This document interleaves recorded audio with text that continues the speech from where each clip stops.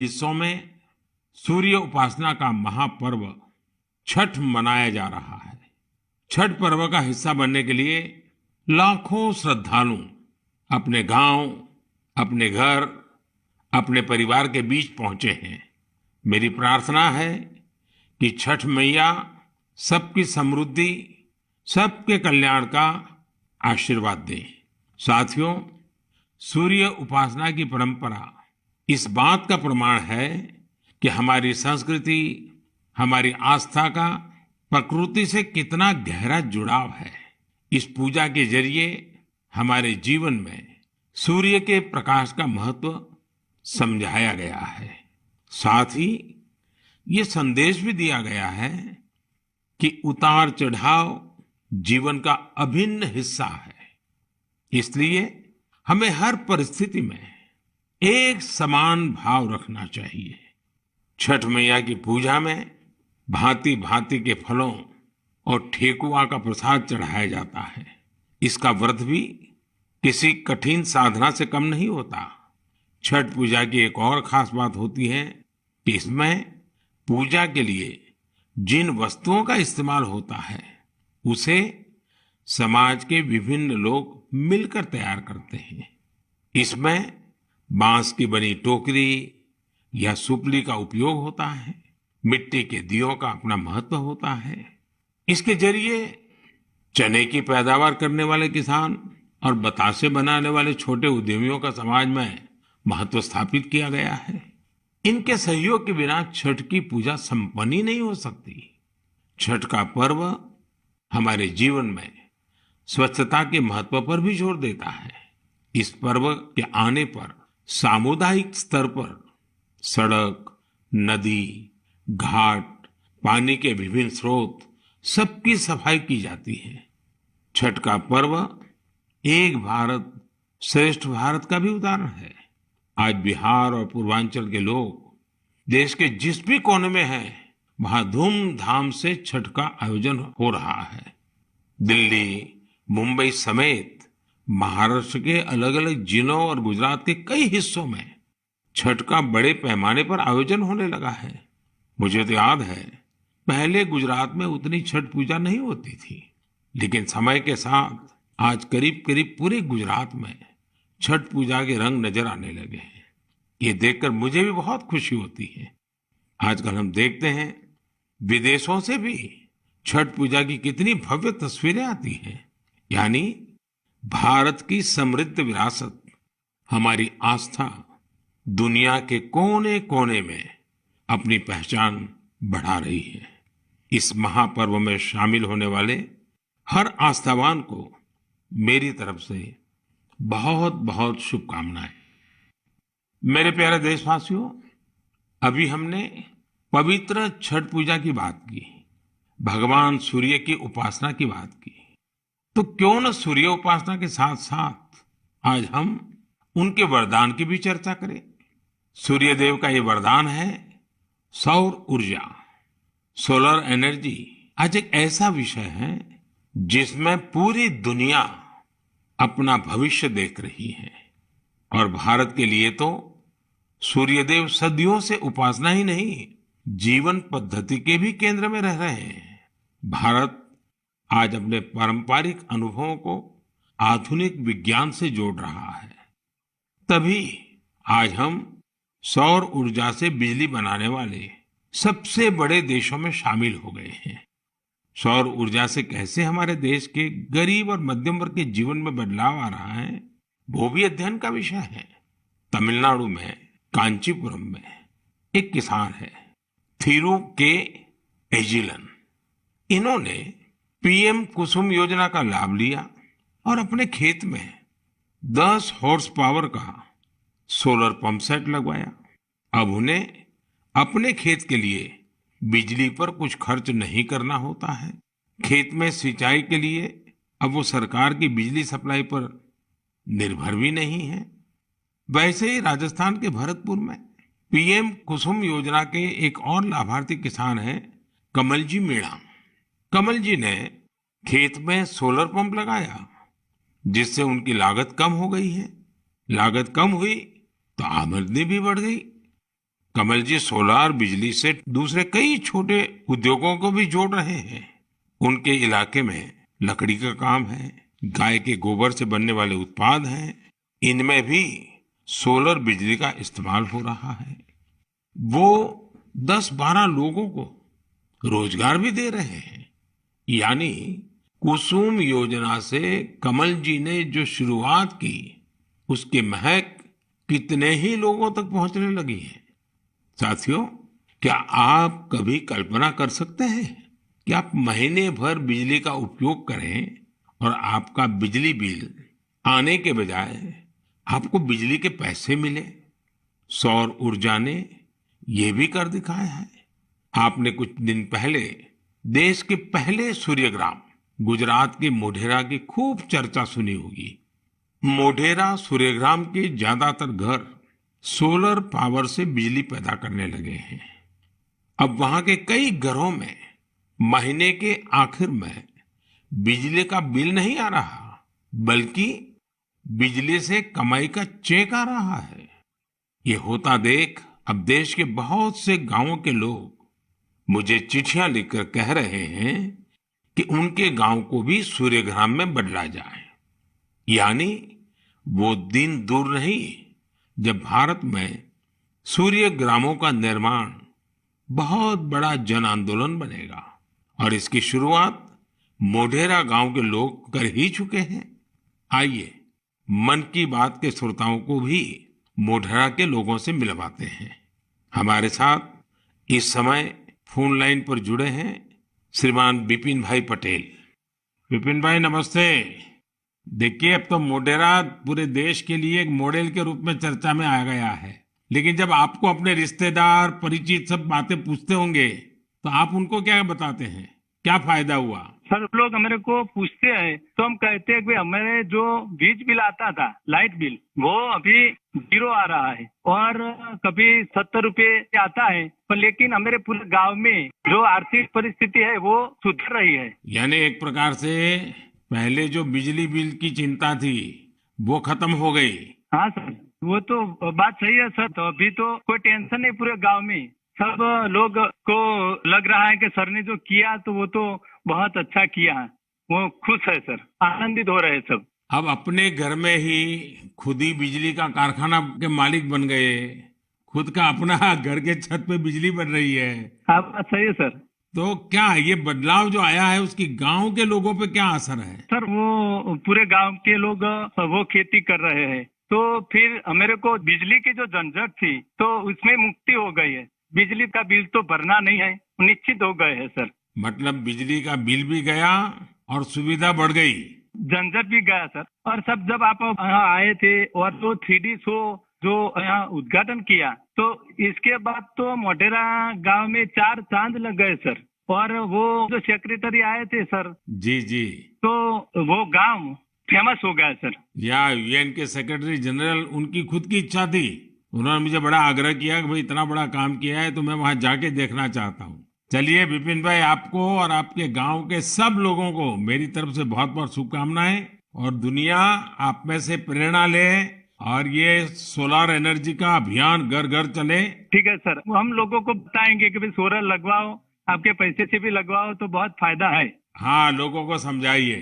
चलिए, बहुत बहुत शुभकामनाएं। धन्यवाद भैया। Thank you sir, thank you sir. मेरा जीवन धन्य हो गया आपसे बात करके। विपिन भाई का बहुत बहुत धन्यवाद। आइए अब मोढेरा गांव में वर्षा बहन से भी बात करेंगे। हेलो, नमस्ते सर। नमस्ते नमस्ते। वर्षा बहन कैसी हैं आप?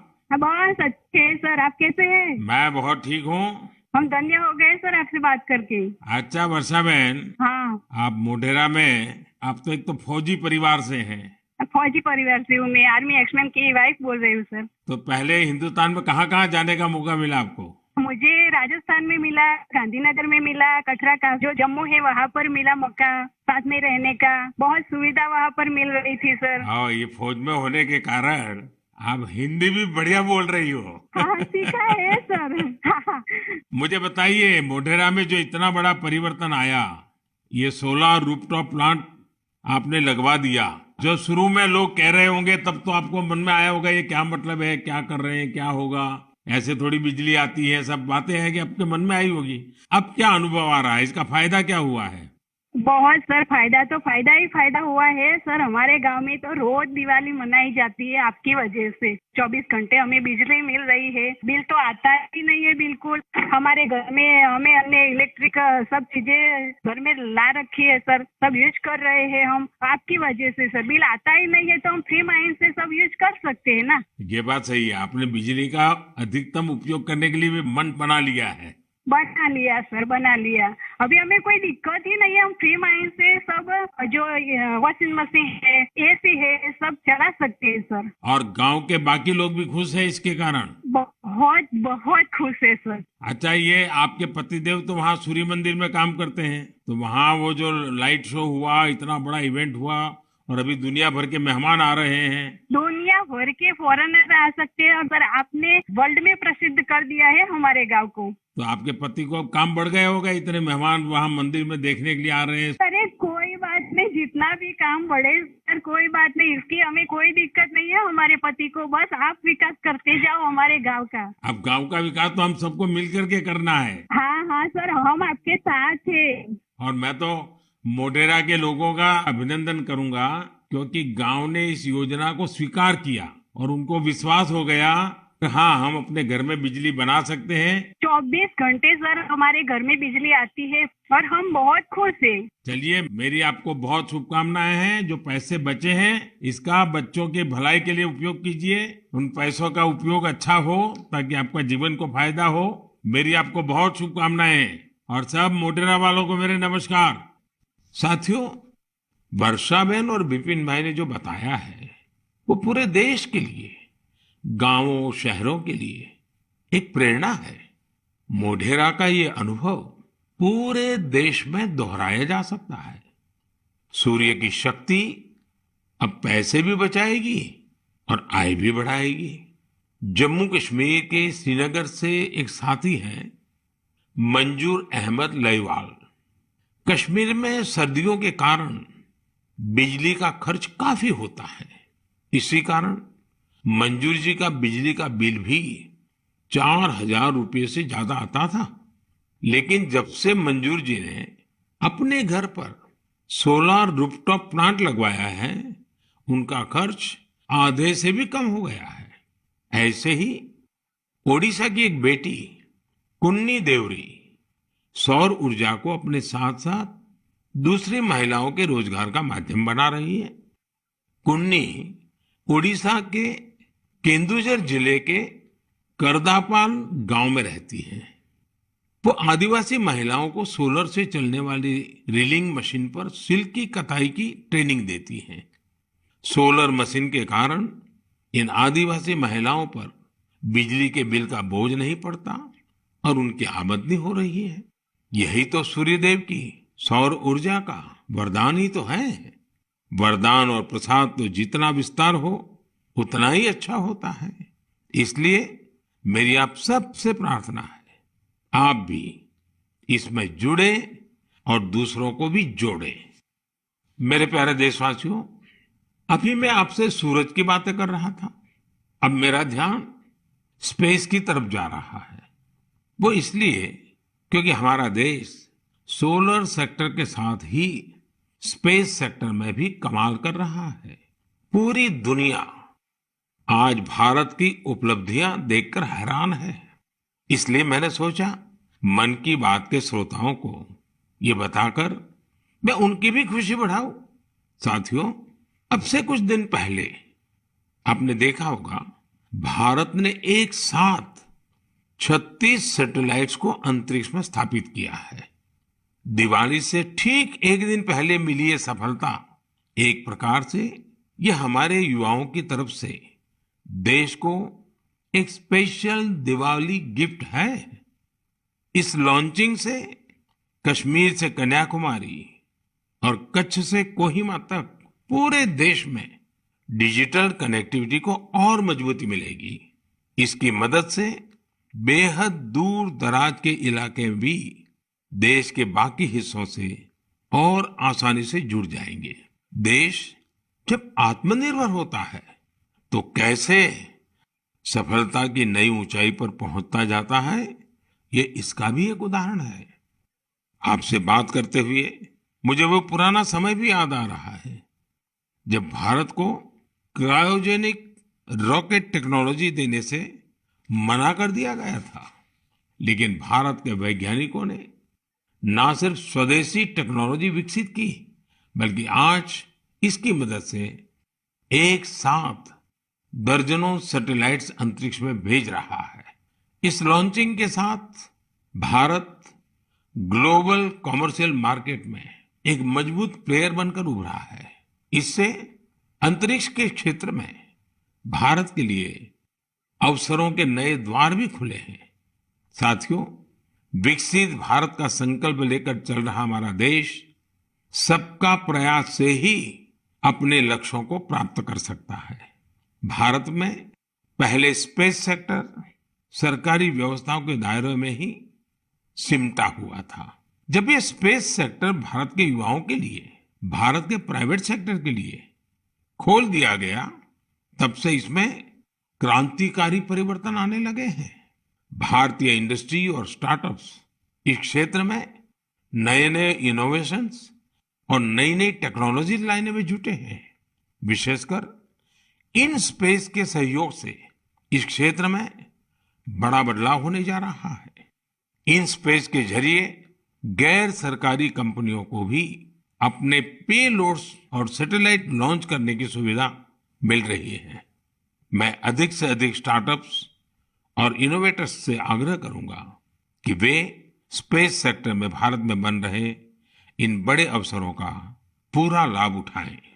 मेरे प्यारे देशवासियों, जब स्टूडेंट्स की बात आए, युवा शक्ति की बात आए, नेतृत्व शक्ति की बात आए, तो हमारे मन में घिसी पीटी पुरानी बहुत सारी धारणाएं घर कर गई हैं। कई बार हम देखते हैं कि जब स्टूडेंट पावर की बात होती है तो इसको छात्र संघ चुनावों से जोड़कर उसका दायरा सीमित कर दिया जाता है। लेकिन स्टूडेंट पावर का दायरा बहुत बड़ा है, बहुत विशाल है। स्टूडेंट पावर भारत को पावरफुल बनाने का आधार है। आखिर आज जो युवा है वही तो भारत को 2047 तक लेकर जाएंगे। जब भारत शताब्दी मनाएगा, युवाओं की ये शक्ति, उनकी मेहनत, उनका पसीना, उनकी प्रतिभा भारत को उस ऊंचाई पर लेकर जाएगी जिसका संकल्प देश आज ले रहा है। हमारे आज के युवा जिस तरह देश के लिए काम कर रहे हैं, नेशन बिल्डिंग में जुट गए हैं, वो देखकर मैं बहुत भरोसे से भरा हुआ हूं। जिस तरह हमारे युवा हैकेथॉन्स में प्रॉब्लम सॉल्व करते हैं, रात रात भर जाकर घंटों काम करते हैं, वो बहुत ही प्रेरणा देने वाला है। बीते वर्षों में हुए हैकाथॉन्स ने देश के लाखों युवाओं ने मिलकर बहुत सारे चैलेंजेस को निपटाया है, देश को नए सॉल्यूशन दिए हैं। साथियों, आपको याद होगा मैंने लाल किले से जय अनुसंधान का आह्वान किया था। मैंने इस दशक को भारत का टेकेड बनाने की बात भी कही थी। मुझे ये देखकर बहुत अच्छा लगा, इसकी कमान हमारी आईआईटीज के स्टूडेंट्स ने भी संभाल ली है। इसी महीने 14-15 अक्टूबर को सभी 23 आईआईटीज अपने इनोवेशंस और रिसर्च प्रोजेक्ट को प्रदर्शित करने के लिए पहली बार एक मंच पर आए। इस मेले में देश भर से चुनकर आए स्टूडेंट्स और रिसर्चर्स, उन्होंने 75 से अधिक बेहतरीन प्रोजेक्ट्स को प्रदर्शित किया।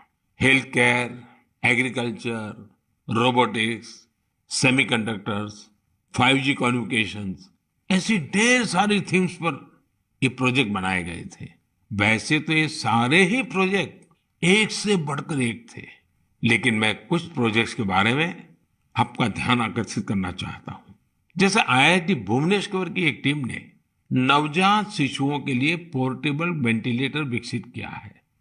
यह बैटरी से चलता है और इसका उपयोग दूर दराज के क्षेत्रों में आसानी से किया जा सकता है। ये उन बच्चों का जीवन बचाने में बहुत मददगार साबित हो सकता है, जिनका जन्म तय समय से पहले हो जाता है।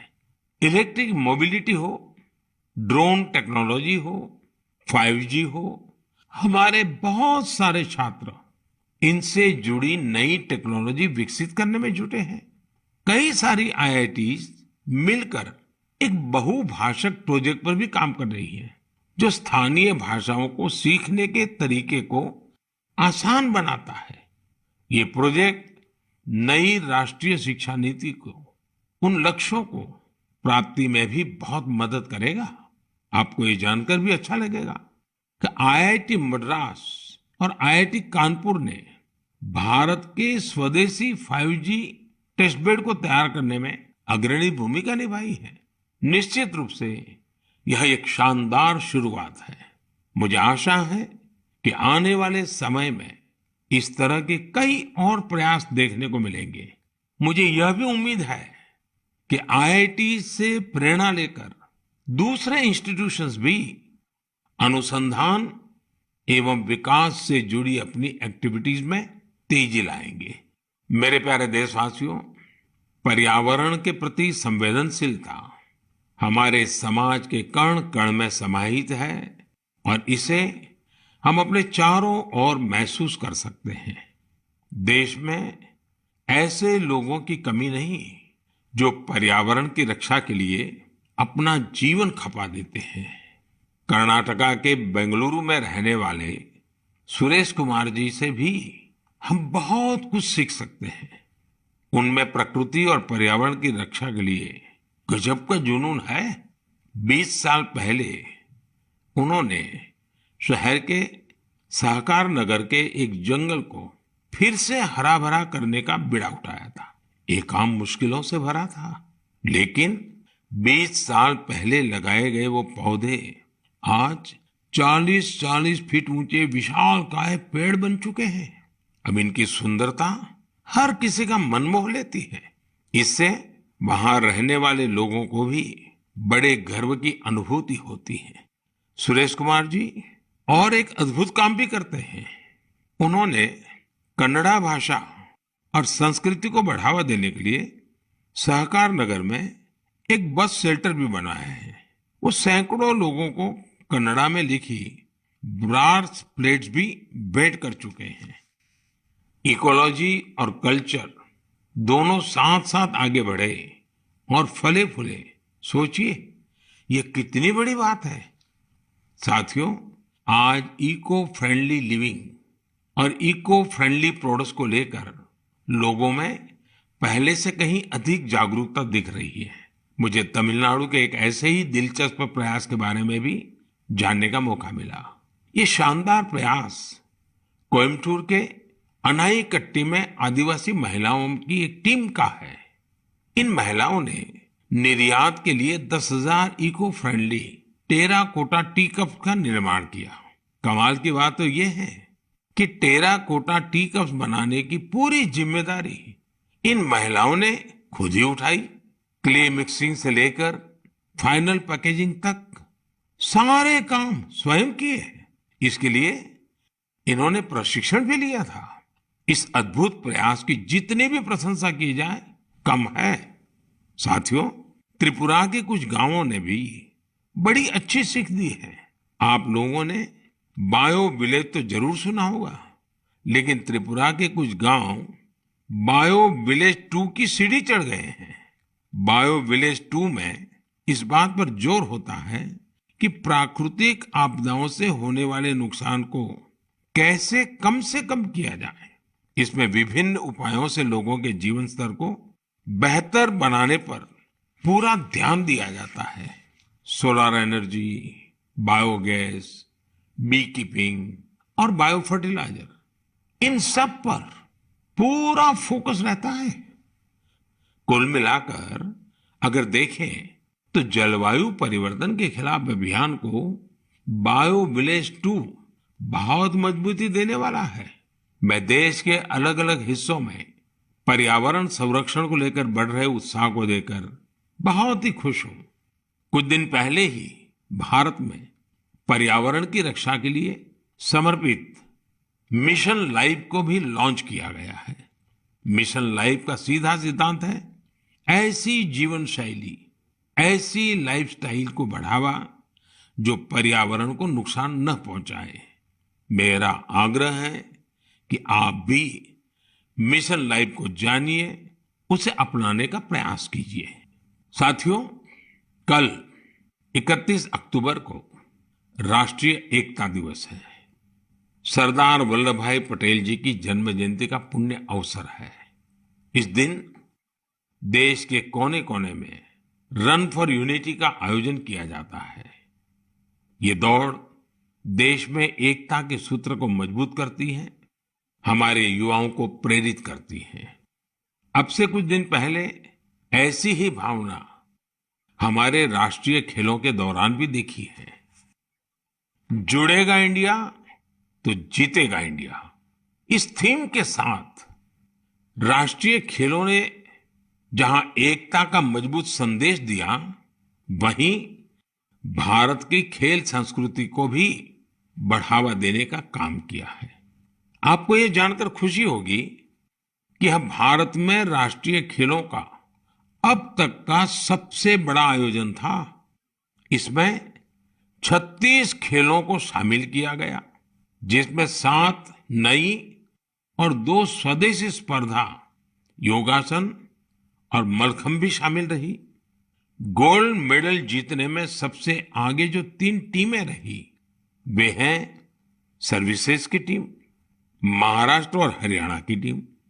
इन खेलों में 6 नेशनल रिकॉर्ड्स और करीब करीब 60 नेशनल गेम्स रिकॉर्ड्स भी बने। मैं पदक जीतने वाले, नए रिकॉर्ड बनाने वाले, इस खेल प्रतियोगिता में हिस्सा लेने वाले सभी खिलाड़ियों को बहुत बहुत बधाई देता हूं। मैं इन खिलाड़ियों के सुनहरे भविष्य की कामना भी करता हूं। साथियों, मैं उन सभी लोगों की भी हृदय से प्रशंसा करना चाहता हूं जिन्होंने गुजरात में हुए राष्ट्रीय खेलों के सफल आयोजन में अपना योगदान दिया। आपने देखा है कि गुजरात में तो राष्ट्रीय खेल नवरात्रि के दौरान हुए। इन खेलों के आयोजन से पहले एक बार तो मेरे मन में भी आया कि इस समय तो पूरा गुजरात इन उत्सवों में जुटा होता है, तो लोग इन खेलों का आनंद कैसे ले पाएंगे। इतनी बड़ी व्यवस्था और दूसरी तरफ नवरात्रि के गरबा वगैरह का इंतजाम, ये सारे काम गुजरात एक साथ कैसे कर लेगा। लेकिन गुजरात के लोगों ने अपने आतिथ्य सत्कार से सभी मेहमानों को खुश कर दिया। अहमदाबाद में नेशनल गेम्स के दौरान जिस तरह कला, खेल और संस्कृति का संगम हुआ, वह उल्लास से भर देने वाला था। खिलाड़ी भी दिन में जहां खेल में हिस्सा लेते थे, वहीं शाम को वे गरबा और डांडिया के रंग में डूब जाते थे। उन्होंने गुजराती खाना और नवरात्रि की तस्वीरें भी सोशल मीडिया पर खूब शेयर की। यह देखना हम सभी के लिए बहुत ही आनंददायक था। आखिरकार इस तरह के खेलों से भारत की विविध संस्कृतियों के बारे में भी पता चलता है। ये एक भारत श्रेष्ठ भारत की भावना को भी उतना ही मजबूत करते हैं। मेरे प्यारे देशवासियों, नवंबर महीने में 15 तारीख को हमारा देश जनजातीय गौरव दिवस मनाएगा। आपको याद होगा, देश ने पिछले साल भगवान बिरसा मुंडा की जन्म जयंती के दिन आदिवासी विरासत और गौरव को सेलिब्रेट करने के लिए ये शुरुआत की थी। भगवान बिरसा मुंडा ने अपने छोटे से जीवन काल में अंग्रेजी हुकूमत के खिलाफ लाखों लोगों को एकजुट कर दिया था। उन्होंने भारत की आजादी और आदिवासी संस्कृति की रक्षा के लिए अपना जीवन बलिदान कर दिया था। ऐसा कितना कुछ है जो हम धरती आबा बिरसा मुंडा से सीख सकते हैं। साथियों, जब धरती आबा बिरसा मुंडा की बात आती है, छोटे से उनके जीवन काल की तरफ नजर करते हैं, आज भी हम उसमें से बहुत कुछ सीख सकते हैं। और धरती आबा ने तो कहा था, ये धरती हमारी है, हम इसके रक्षक हैं। उनके इस वाक्य में मातृभूमि के लिए कर्तव्य भावना भी है और पर्यावरण के लिए हमारे कर्तव्यों का एहसास भी है। उन्होंने हमेशा इस बात पर जोर दिया था कि हमें हमारी आदिवासी संस्कृति को भूलना नहीं है, उससे रत्ती भर भी दूर नहीं जाना है। आज भी हम देश के आदिवासी समाजों से प्रकृति और पर्यावरण को लेकर बहुत कुछ सीख सकते हैं। साथियों, पिछले साल भगवान बिरसा मुंडा की जयंती के अवसर पर मुझे रांची के भगवान बिरसा मुंडा म्यूजियम के उद्घाटन का सौभाग्य प्राप्त हुआ था। मैं युवाओं से आग्रह करना चाहूंगा कि उन्हें जब भी समय मिले वे इसे देखने जरूर जाएं। मैं आपको ये भी बताना चाहता हूं कि 1 नवंबर यानी परसों मैं गुजरात राजस्थान के बॉर्डर पर मौजूदा मानगढ़ में रहूंगा। भारत के स्वतंत्रता संग्राम और हमारी समृद्ध आदिवासी विरासत में मानगढ़ का बहुत ही विशिष्ट स्थान रहा है। यहाँ पर नवंबर 1913 में एक भयानक नरसंहार हुआ था, जिसमें अंग्रेजों ने स्थानीय आदिवासियों की निर्ममता पूर्वक हत्या कर दी थी। बताया जाता है कि इस नरसंहार में 1000 से अधिक आदिवासियों को अपनी जान गंवानी पड़ी थी। इस जनजातीय आंदोलन का नेतृत्व गोविंद गुरु जी ने किया था, जिनका जीवन हर किसी को प्रेरित करने वाला है। आज मैं उन सभी आदिवासी शहीदों और गोविंद गुरु जी के अदम्य साहस और शौर्य को नमन करता हूँ। हम इस अमृत काल में भगवान बिरसा मुंडा, गोविंद गुरु और अन्य स्वतंत्र सेनानियों के आदर्शों का जितनी निष्ठा से पालन करेंगे, हमारा देश उतनी ही ऊंचाइयों को छुएगा। मेरे प्यारे देशवासियों, आने वाली 8 नवंबर को गुरुपुरब है। गुरु नानक जी का प्रकाश पर्व जितना हमारी आस्था के लिए महत्वपूर्ण है, उतना ही हमें इससे सीखने को भी मिलता है। गुरु नानक देव जी ने अपने पूरे जीवन मानवता के लिए प्रकाश फैलाया। पिछले कुछ वर्षों में देश ने गुरुओं के प्रकाश को जन जन तक पहुंचाने के लिए अनेकों प्रयास किए हैं। हमें गुरु नानक देव जी का 550वां प्रकाश पर्व देश और विदेश में व्यापक स्तर पर मनाने का सौभाग्य मिला था। दशकों के इंतजार के बाद करतारपुर साहिब कॉरिडोर का निर्माण होना भी उतना ही सुखद है। कुछ दिन पहले ही मुझे हेमकुंड साहिब के लिए रोपवे के शिलान्यास का भी सौभाग्य मिला है। हमें हमारे गुरुओं के विचारों से लगातार सीखना है, उनके लिए समर्पित रहना है। इसी दिन कार्तिक पूर्णिमा का भी है। इस दिन हम तीर्थों में, नदियों में स्नान करते हैं, सेवा और दान करते हैं। मैं आप सभी को इन पर्वों की हार्दिक बधाई देता हूं। आने वाले दिनों में कई राज्य अपने राज्य दिवस भी मनाएंगे। आंध्र प्रदेश अपना स्थापना दिवस मनाएगा, केरला पिरावी मनाया जाएगा, कर्नाटका राज्योत्सव मनाया जाएगा। इसी तरह मध्य प्रदेश, छत्तीसगढ़ और हरियाणा भी अपने राज्य दिवस मनाएंगे। मैं इन सभी राज्यों के लोगों को शुभकामनाएं देता हूं। हमारे सभी राज्यों में एक दूसरे से सीखने की, सहयोग करने की और मिलकर काम करने की स्पिरिट जितनी मजबूत होगी, देश उतना ही आगे जाएगा। मुझे विश्वास है हम इसी भावना से आगे बढ़ेंगे। आप सब अपना ख्याल रखिए, स्वस्थ रहिए। मन की बात की अगली मुलाकात तक के लिए मुझे आज्ञा दीजिए। नमस्कार, धन्यवाद।